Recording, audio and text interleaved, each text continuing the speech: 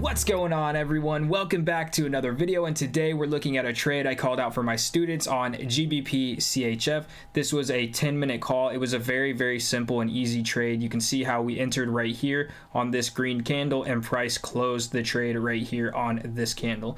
So if we look into the past, we can see that we are in a downtrend, and I noticed that price created this very minor trend off the 1 minute right here, and that price broke this. So all I did was look for the level that broke structure, which was right here, and we simply waited for price to give us enough reason to enter that trade, and we got that right here with this candle. Now, even though you can see that price did produce a very big wick, you can see how price started brick walling right here. You can see how every time price dips into this, that price keeps producing wicks. So even though we had a wick on this, a lot of people would have been deterred to take this, and they would have, been looking for a sell.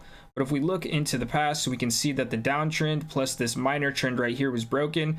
Price structure changed at this level, and then price could not push beneath this level. And it also created a fake out pattern right here, this head and shoulders, which a lot of people probably would have taken for a sell. But to me, this head and shoulders being produced right here in market structure doesn't make any sense.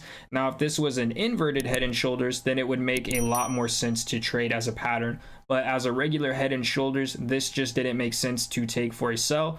Plus everything else that we talked about already in this video, all of those signs were pointing to a very short-term buy, which you can see that we had right here.